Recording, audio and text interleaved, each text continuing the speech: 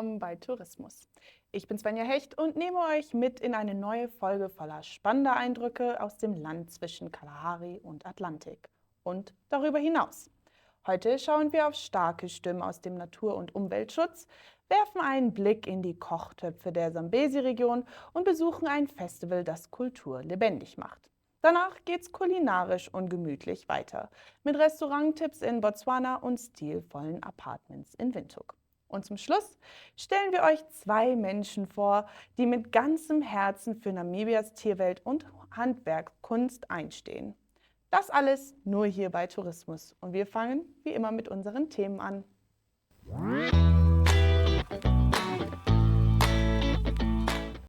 Da macht den Anfang ein starker Impuls aus dem Ökotourismus. Ökotourismusbetreiber Wilderness hat in seinem 42-jährigen Bestehen die höchste jährliche Zahlungen an Regierung und Gemeinden bekannt gegeben. Im Geschäftsjahr 2025 zahlte die Gruppe 17,1 Millionen US-Dollar aus. Das sind 21% mehr als im Jahr 2024 und bringt die Summe der Zahlungen in den letzten 10 Jahren auf insgesamt 97 Millionen US-Dollar. Diese Zahlungen sind die direktesten und wichtigsten Beiträge von Wilderness zum Naturschutz und zur ländlichen Entwicklung in den Regionen, in denen die Gruppe tätig ist. Sie finanzieren den Schutz der Tierwelt und unterstützen Gemeinden in 7 afrikanischen Ländern: Botswana, Kenia, Namibia, Ruanda, Tansania, Sambia und Simbabwe. Wilderness arbeitet in insgesamt 2,3 Millionen Hektar geschützter Gebiete in Afrika. Das Unternehmen ist überzeugt, dass der Wert der Wildnis vor allem den Menschen vor Ort wahrgenommen werden muss. Dieser Grundsatz bildet das Herzstück des Unternehmens und seiner Wirkungsstrategie, die auf Bildung, Stärkung und Schutz setzt. Weiter geht's mit einem wichtigen Schutzprojekt in der Kalahari von WWF Namibia. Im Herzen des namibischen Hegegebiets Nai-Nai stehen uralte Affenbrotbäume, die als Symbole für Widerstandskraft in einer von Dürre geprägten Landschaft gelten. Während der langen Trockenperioden 2023 und 2024 suchten die dort lebenden Elefanten verstärkt nach Wasser und Nahrung. Dabei beschädigten sie viele Bäume, rissen Rinde ab, hinterließen tiefe Narben an den Stämmen und brachen Äste ab. Für die Umweltorganisation WWF Namibia war dies ein Weckruf, um die Giganten der Kalahari zu schützen. Um das Ausmaß der Schäden durch Elefanten zu erfassen, arbeitete WWF Namibia mit dem namibischen Umwelt- und Tourismusministerium zusammen. Piloten und Wildtierspezialisten flogen über das Gebiet und untersuchten rund 600 Bäume. Von diesen waren 70 beschädigt, wobei der Schaden von leichten Kratzern bis zu tiefen Wunden reichte. Diese Luftaufnahmen lieferten wichtige Daten für gezielte Schutzmaßnahmen. Vor Ort entwickelten die Gemeinden eine einfache Lösung. Sie legten lokal gesammelte Steine um besonders gefährdete Bäume, um natürliche Barrieren zu schaffen. Bis jetzt sind 40 Bäume geschützt, 16 mit Stein und 24 zusätzlich mit Maschendraht eingewickelt. Besonders wichtig war die Einbindung lokaler Frauen. 10 Frauen aus den umliegenden Dörfern wurden im Umgang mit GPS-geschützten Smartgeräten und der Earth Ranger App geschult. Ihre Aufgabe ist es, den Umfang der Baumstämme zu messen, den Schaden durch Elefanten zu dokumentieren und fruchttragende Bäume besonders zu kennzeichnen. Mit den Stipendien, die sie für diese Arbeit erhalten, können die Frauen ihre Familien unterstützen. So wird der Erfolg des Naturschutzes direkt mit dem Wohl der Haushalte verbunden. Bis Juli 2025 hatten die Frauen fast 600 Affenbrotbäume erfasst. Die gesammelten Daten werden täglich auf die Earth Ranger Server von WWF hochgeladen. Dort überprüfen Analysten die Daten, führen Qualitätskontrollen durch und bereiten sie für weitergehende Auswertungen auf. Und jetzt wird's kulturell bunt im Norden Namibias. Denn das 8. Sambesi Barsch Festival und Kulturexpo hat kürzlich die Sambesi-Region mit farbenfrohen Feierlichkeiten rund um lokale Küche, Musik und Tradition zum Leben erweckt. In Katima Mulilo drehte sich das Fest um den beliebten Barschfisch der Region, mit Kochwettbewerben, Verkostungen und kulturellen Darbietungen.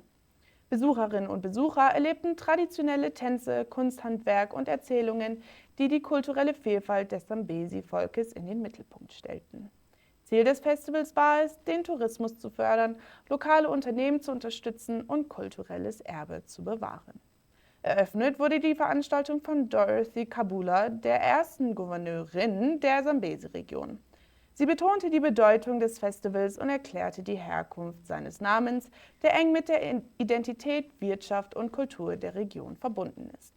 Mit wachsender Beliebtheit bringt das Festival jährlich die Gemeinschaft zusammen und feiert die besondere Identität des nordöstlichen Namibias durch Kulinarik, Kultur und Unterhaltung. AITSA is 'n echt Namibiese inisiatief. Ons reis op die hartklop van Afrika en vertel stories van mense en hul dorpe op verskeie platforms insluitende televisie en sosiale media. Dit is joune, syne, julle en ook almal van hulle aan die ander kant van ons grense sinne en dit maak van AITSA 'n lekker ding. Kyk AITSA Woensdae om 20:30 op NTV, oneup2.com, asook op Netwerk Media Hub en NTV Afrikaanse YouTube kanale. Volg ons op Facebook of besoek ons webwerf by aitsafrika.com.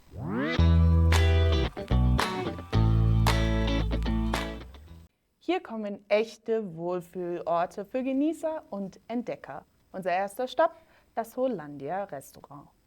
Im Herzen von Ganzi, Botswana, heißt das Hollandia Restaurant seine Gäste mit herzlicher Atmosphäre und unvergesslicher Küche willkommen. Inhaber Malcolm Flattery erzählt uns mehr. Good morning.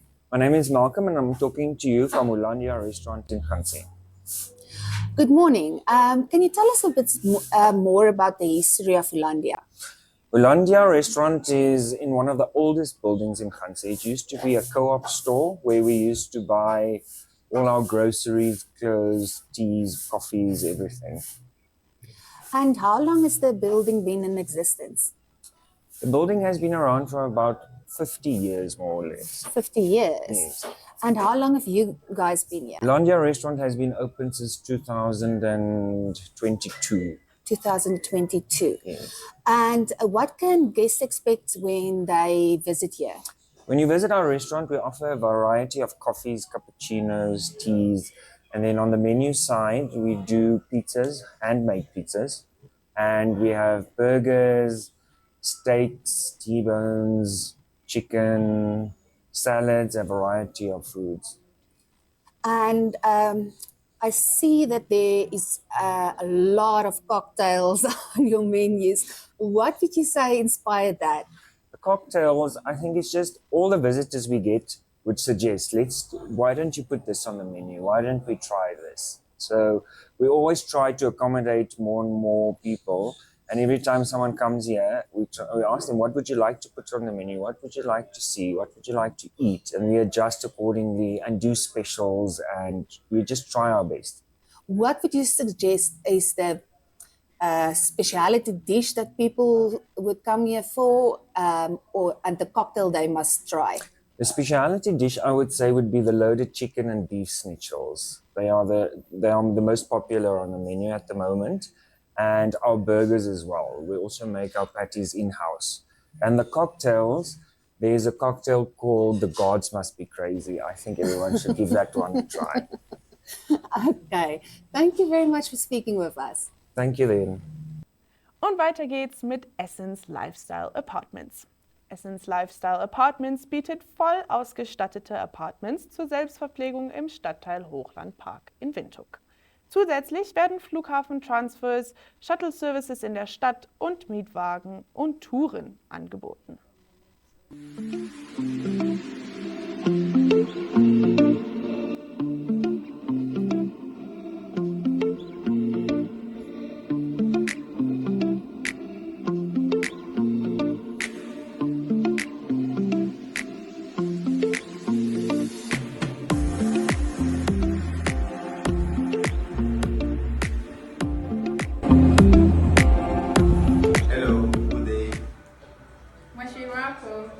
Hallo, goeiedag.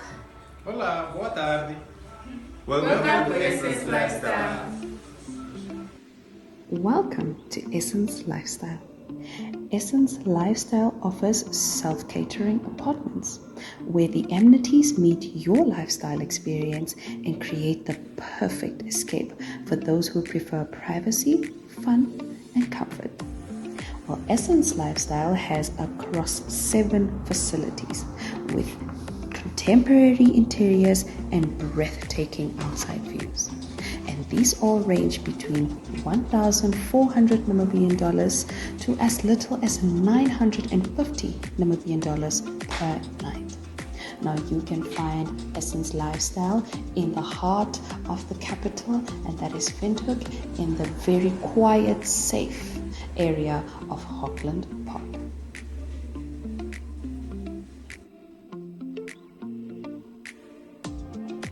With its new contemporary interiors and breathtaking outside views from the relaxing areas, this complex is truly exquisite and ideal for a group or a large family who enjoys the hot days by the pool and the sunsets by the fire, while also sipping on nice wine under the stars. Speaking of wine, Essence Lifestyle has an indoor bar where the staff members create some fresh cocktails from fresh fruits and fresh cold drinks.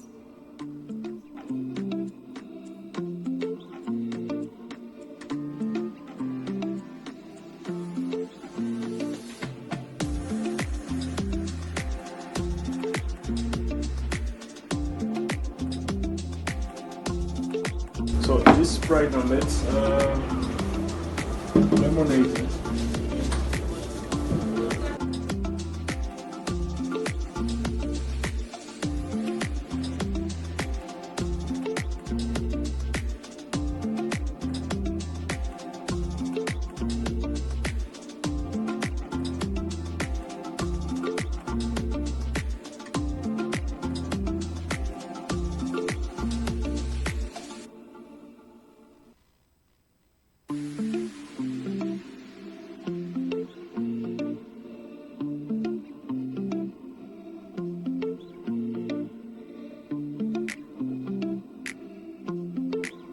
Well, look at you thinking it does not get any better than this. Well, it does. Essential Lifestyle actually has an indoor boutique where you can grab an essential or two or a lovely outfit that you would like to flaunt in the lovely streets of Windhoek on a girls' night out. Now they have some exquisite pieces, some luxury outfits, as well as some very comfortable and affordable pieces of clothing.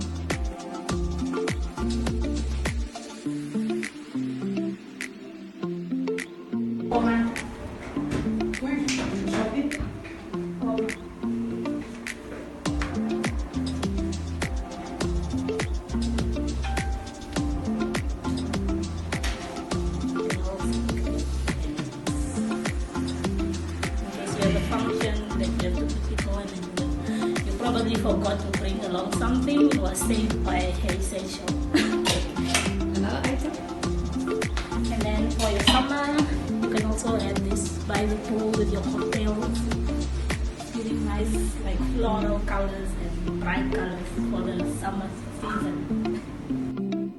For more information on the facilities and what Essence Lifestyle provides, you can contact the number 085 7813372, and it will direct you to the manager of the facility, and that is Eric. Alternatively, you can send an email to bookings@essencelifestyle.com.na.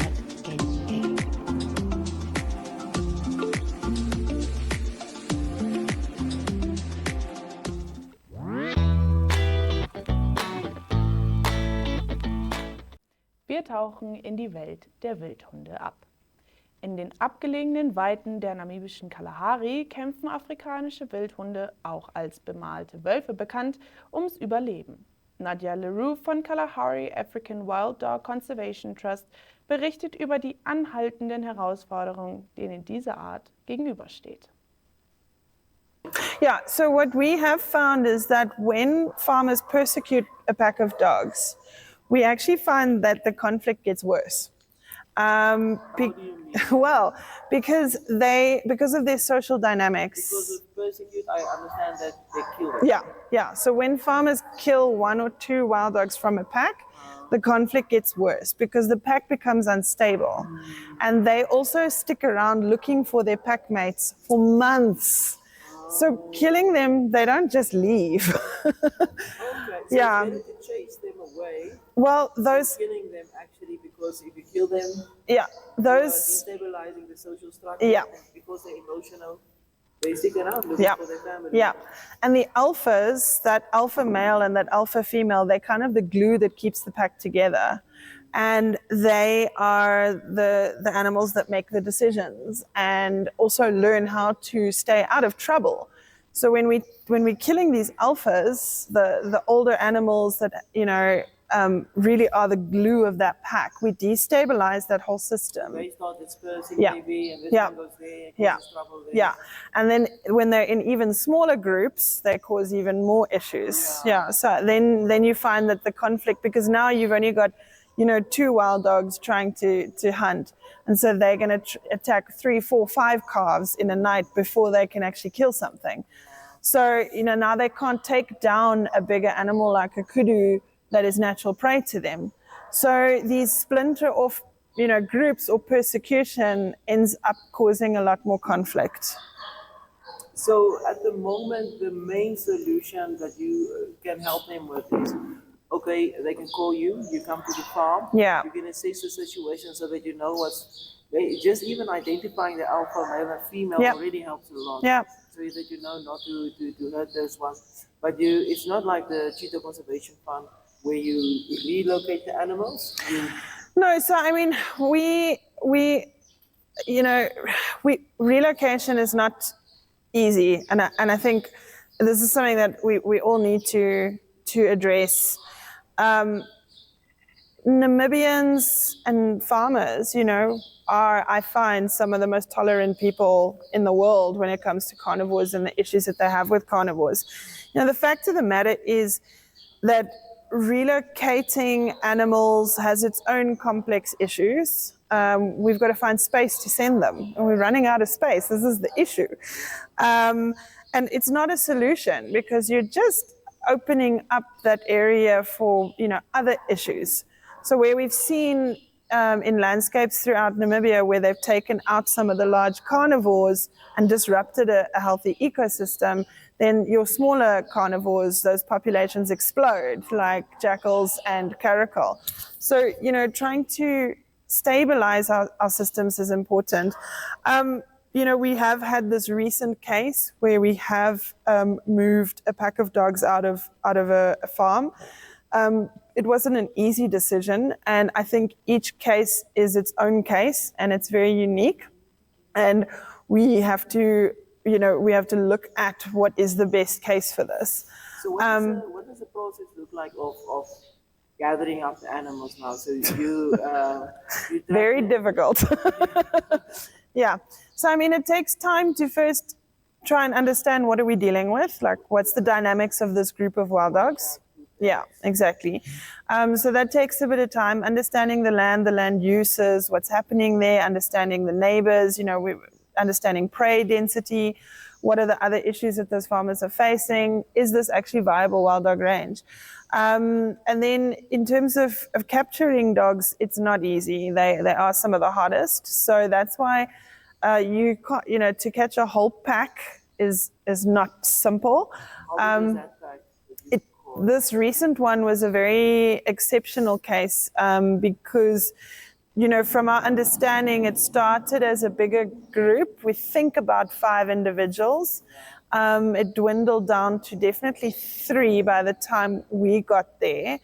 And then while we were monitoring the situation, we think we lost a 3rd one. So in the end, it was only 2 adults, and they already had a litter of puppies in an area that was just not viable for dogs. It was not a good place. I think they'd come in from the east through one of these omarambas, which is almost like a natural corridor.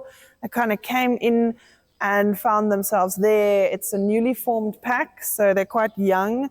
This was probably their first litter, and they just came into an area that's just not suitable. And then because some of them were lost, whether it was to persecution or other predators or we don't know, snares maybe, a group of 5 that would have been able to successfully hunt kudu and gemsbok and other larger prey came down to eventually 2, and they can't. So they started hammering cattle. So that it was a very, and it took us a while to investigate it, with full support from the farming community and MEFT. And so making that decision to move that pack of dogs was a very informed decision. We don't just go in and take animals away. Yeah. Before you continue, I just want Zum Finale nehmen wir euch in die kreative Welt von Windhoeks Kunsthandwerkern mit. Die 36-jährige Christina Chigodora aus Windhoek ist leidenschaftliche Kunsthandwerkerin. Sie gibt Einblicke in ihre handgefertigten Werke, die sie in Eros direkt gegenüber vom Hotel Pensioner an Touristinnen und Touristen verkauft. Alright, my name is Christina Chikodora. I'm 36 years old. I'm a crafter. I craft from different types. For example, this is wire and beads. It's a chicken. So for a chicken, it starts as like us humans, we have the bones and the flesh. So the skeleton is the wire, then the flesh is the beads. So for a chicken like this, it will take me 4 days to finish it. That is one of the big, the price is 1,000 Namibian dollars. Yeah. Then this is one of the big items that I'm making. Then there are smaller ones like key holders. The key holders. Different animals. So we have a guinea on the key holders. There is giraffe on the key holder. And there is also an ostrich on these ones. They are fridge magnets. So with these ones, you can at least work in bulk because they are small. So in a day, at least you can make 10 of them and finish. And we are also having here some materials. It's a batik. It's drawings. They're actually drawings. It's a process, though, different types of paints, drawings. That is dream catchers. It's also part of the beaded and the wire. Then we have catapults. This is also metal stuff. This one, it's my brother who's doing this. It's quite heavy for me as a woman. So the metal is my brother who's doing. We also can come to that side. We have marimba, our African piano. The familiar name is xylophone. Yeah.